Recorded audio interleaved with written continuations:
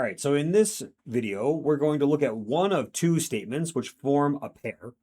And I'm going to do this one, and then your homework contains the other one.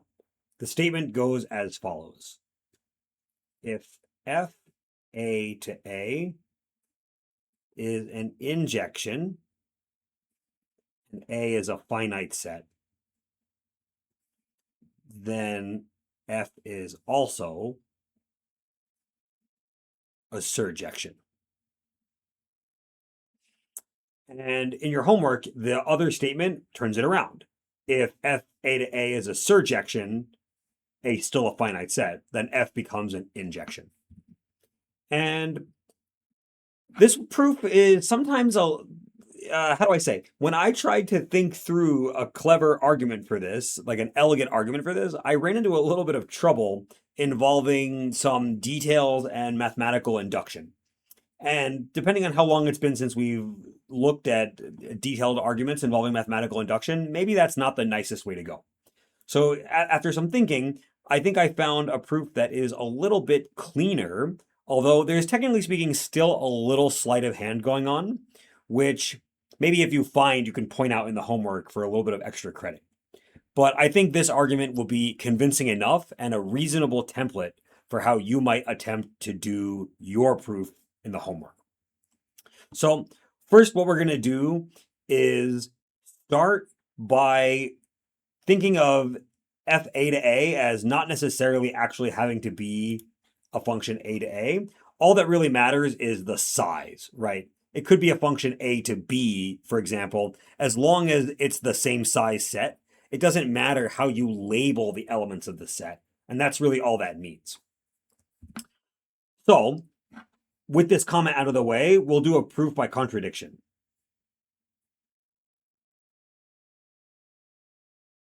We will assume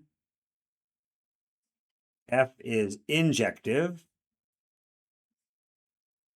and not surjective. So if I have a function which is not, let's see, where should I start?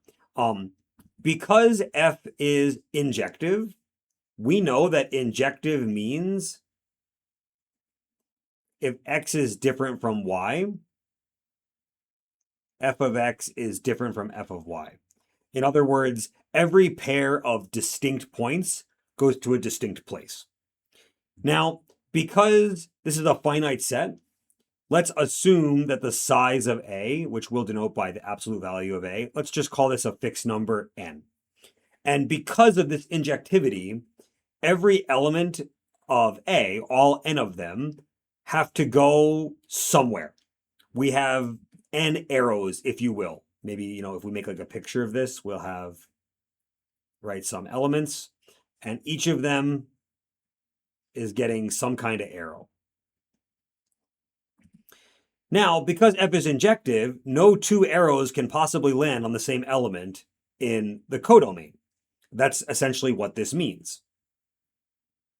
Every arrow lands on its own element. And intuitively, this seems like we kind of should already have it, right? Like if I'm sending like A to A, and there are n elements and n arrows, I should pretty much be done. Where it can get a little bit maybe complicated or at least confusing is how do we prove that? So here's the argument that I came up with. Because F is not surjective, there is some element in the codomain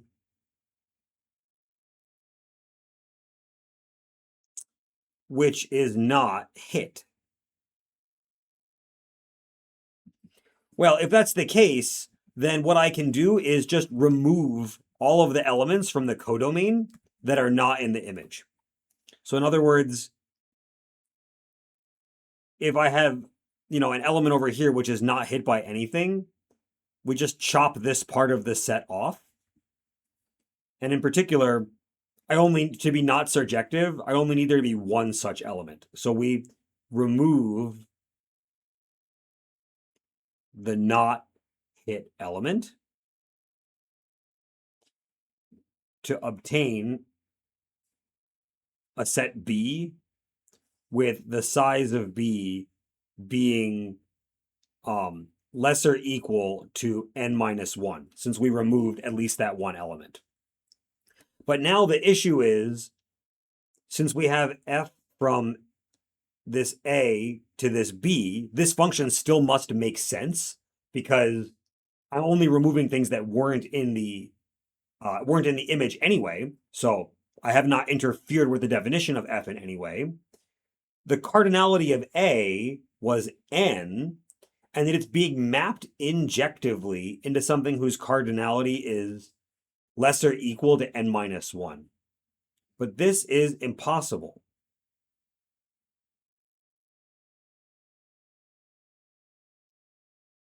Every element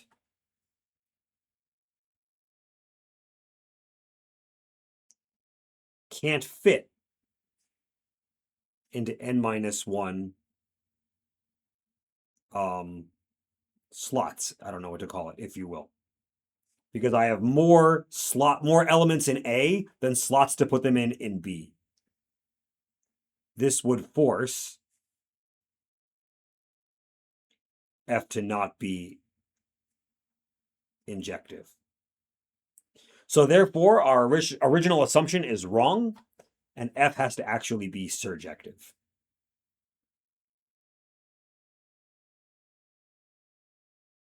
Before we wrap this up, I'd like to just take one more moment and encourage you to think through really carefully how you would try to do a direct proof of this statement. It's not as easy as you think, because whenever you have a set involving, or sorry, a proposition involving finite sets, like, for example, indexed by natural numbers, every such argument is secretly, or sometimes even not so secretly, a proof by induction. And so we would have to do induction on the size of the set.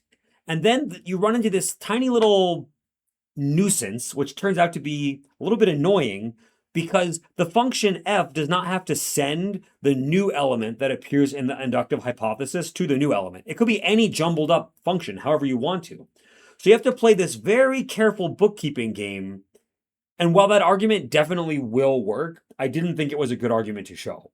However, if you want to work that argument out when you do the other statement for surjective implies injective, I would be happy to give a little bit of extra credit to see that argument completely worked out on your Scratch work.